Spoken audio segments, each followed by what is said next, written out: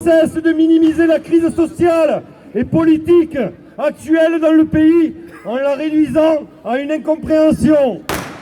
Alors que les manifestants et mouvements de grève s'élargissent et se durcissent contre la réforme des retraites à travers la France et que de nouveaux secteurs restent dans l'action à travers des grèves, des ralentissements de production, après le rejet de 2 motions de censure, dont une à 9 voix près, véritablement définie de démocratie parlementaire, il en appelle à la responsabilité des citoyens, des syndicats, des oppositions, mobiliser 12 000 forces de l'ordre pour la grande journée de mobilisation interprofessionnelle unitaire de ce jeudi montre la fébrilité et l'absence de sérénité de ce gouvernement.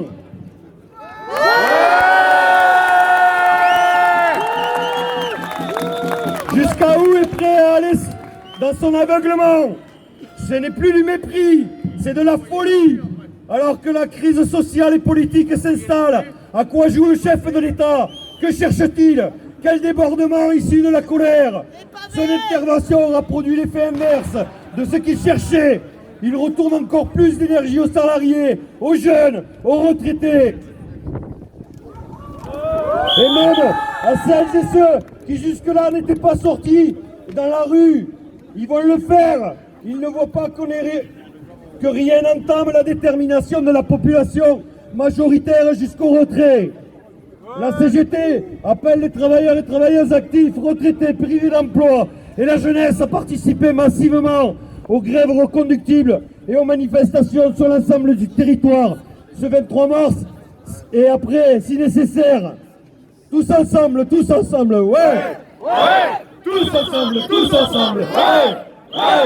Tous ensemble, ouais! Je passe la parole à ma camarade. Merci camarade. C'est la réforme des retraites qui est illégitime, pas les manifestations, ni la grève, ni les blocages. Après l'utilisation du 49.3, des manifestations spontanées se sont multipliées tous les jours dans tout le pays. La jeunesse est particulièrement mobilisée parce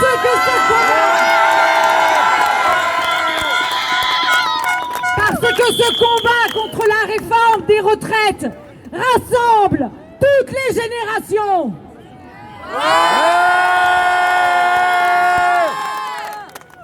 Aujourd'hui, 23 mars 2023, nous sommes 5000 à Compiègne.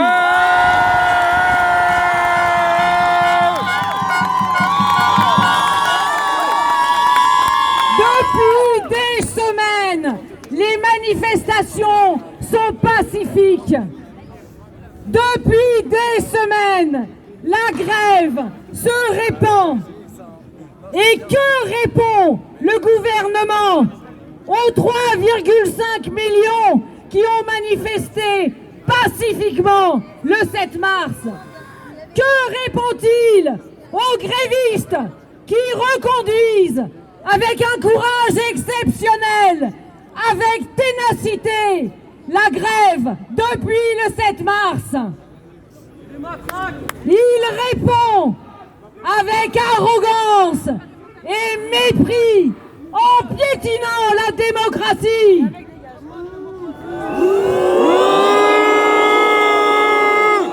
Il répond par le passage en force et par la répression.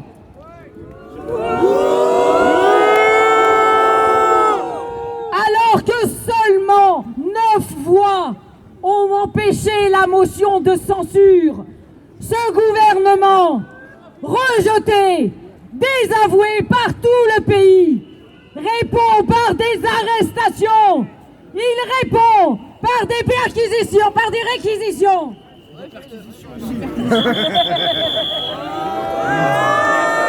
Après le 49.3, la répression, les réquisitions, les menaces envers l'intersyndicale sont les seules armes d'un exécutif aux abois. La seule arme des travailleurs, c'est la grève.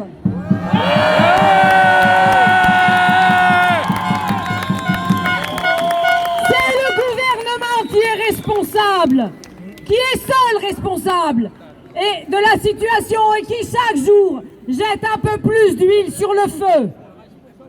Répondons à la répression, aux réquisitions, par la grève totale.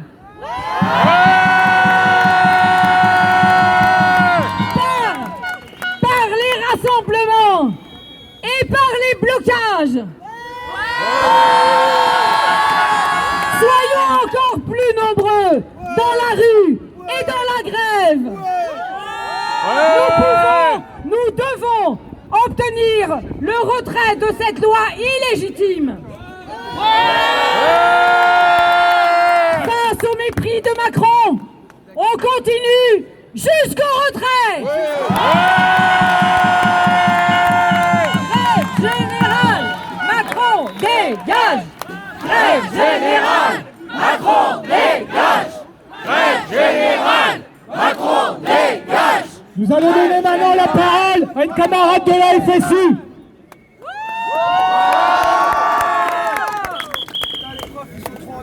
Camarades, nous sommes encore très nombreux et nombreuses aujourd'hui dans les rues de Compiègne, de Beauvais, de l'Oise, de France. Nous devons continuer. Notre colère est légitime. La colère, elle se répand partout, notamment dans la jeunesse, dans les universités. Depuis le passage en force du gouvernement avec le 49-3, la gestion policière des manifestations a profondément changé. Des violences inouïes sont commises sur des manifestants et des manifestantes. L'usage de gaz lacrymogène, tout comme les charges policières contre les cortèges de manifestants se développent. Plusieurs centaines de personnes sont mises en garde à vue, arbitrairement, à Paris ou ailleurs. Des femmes ont été traînées par les cheveux sur plusieurs mètres. Et certaines ont même subi des agressions sexuelles lors de palpations.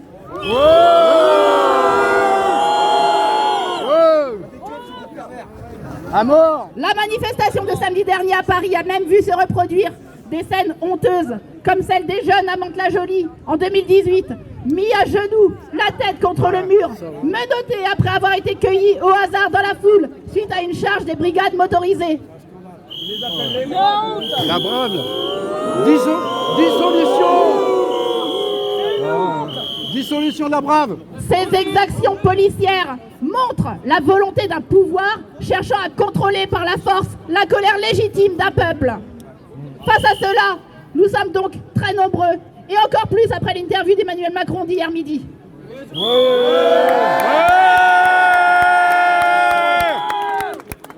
Macron qui a refusé de nous prendre en compte notre majorité, une majorité populaire qui porte une immense contestation sociale depuis le 19 janvier. Un discours convenu, condescendant, bourgeois, sans le moindre changement de cap, et pire, qui a multiplié les provocations. Aucun apaisement n'est à attendre. Pire, Macron compare notre mouvement avec l'invasion du Capitole du régime autoritaire de Bolsonaro au Brésil. C'est n'importe quoi. Ces propos sont une honte et portent atteinte à notre mobilisation qui est exemplaire, qui est par la grève, par les manifestations, par toutes les actions au quotidien que nous faisons toutes et tous pour convaincre nos collègues, nos voisins, nos amis de venir nous rejoindre dans la rue.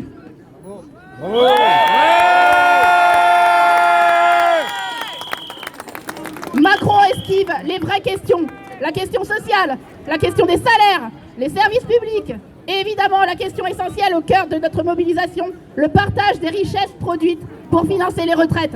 C'est ça que l'on veut. Les copains d'abord. Une vie de qualité, en prenant soin des autres, en prenant soin de la planète. Des salaires, des pensions, des bourses pour les étudiants. Et une augmentation de tous les minima sociaux qui permettent de vivre dignement, c'est ça qu'on veut. Une école qui fait réfléchir, et qui permet aux enfants de devenir des citoyens et des citoyennes pleinement émancipés par le savoir et la culture, des hôpitaux qui soignent, des tribunaux qui rendent la justice en s'appuyant sur des lois justes. C'est ça que l'on veut. Une rupture avec toutes les logiques libérales et capitalistes qui accentuent la précarité, qui ruinent nos sociétés et la planète. C'est ça que l'on veut. Le retrait, enfin, le retrait de ce contre-projet de réforme, le retour à une retraite à 60 ans, à taux plein, après 37 annuités et demie de cotisation. C'est ça que l'on veut.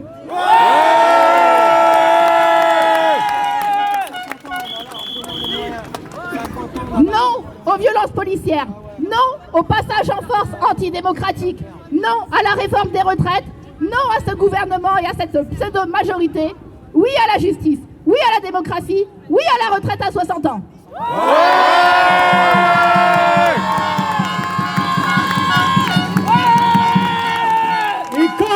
Et comme dans la rue, personne ne pense pareil, et c'est ça qui est formidable. Je passe la parole à quelqu'un, je ne sais pas qui représente, mais qui est enseignant.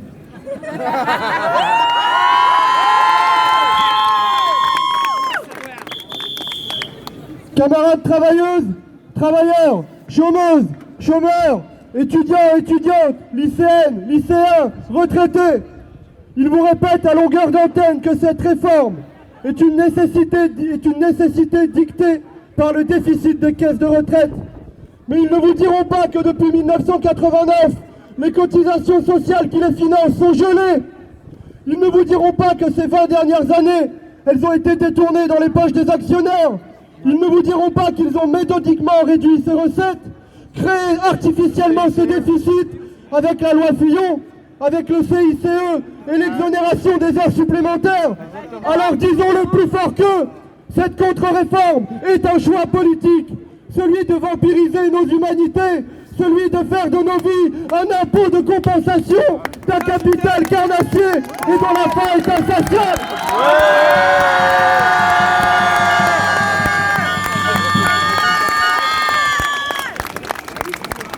Voilà désormais 2 mois que vous combattez avec honneur et dignité pour vous faire entendre. 2 mois que face à des forcenés et à des aveugles, vous avez les yeux et le cœur ouverts vers l'avenir. 2 mois que vous faites respirer la démocratie quand il l'étouffe. 2 mois que vous la faites respirer des grèves en manifestation alors qu'il l'étrangle, insultant vos sacrifices, méprisant vos engagements. Mardi encore, Macron a déclaré devant ses députés « La foule n'a aucune légitimité ».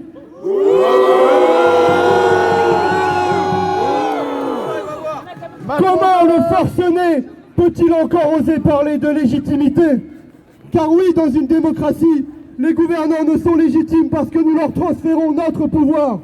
Un élu n'a de pouvoir que parce que nous lui avons transmis la puissance du peuple. Et dans ce transfert, il doit respecter un mandat.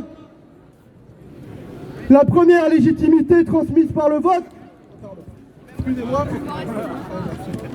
La première légitimité est transmise par le vote. Et c'est la seule souveraineté que ce gouvernement nous reconnaît. Celle derrière laquelle il se retranche comme derrière une barricade. Cette barricade est un écran de fumée. Elle est depuis trop longtemps ébréchée. Ce président a été élu avec l'abstention, avec le soutien de ses opposants. L'Assemblée nationale a été élue avec une majorité relative.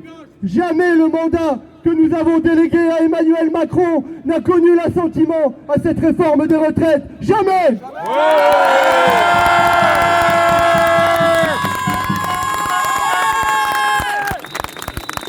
Ce vote m'oblige, a-t-il dit.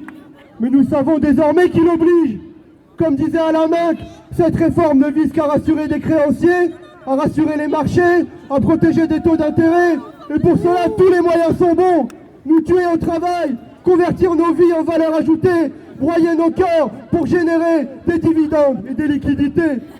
Tant que nos vies déconsidérées maintiennent ce pays dans la compétition internationale, le capital est heureux. Et Macron est le soldat de ce capital. Il n'a qu'un projet, et il est honteux et assassin.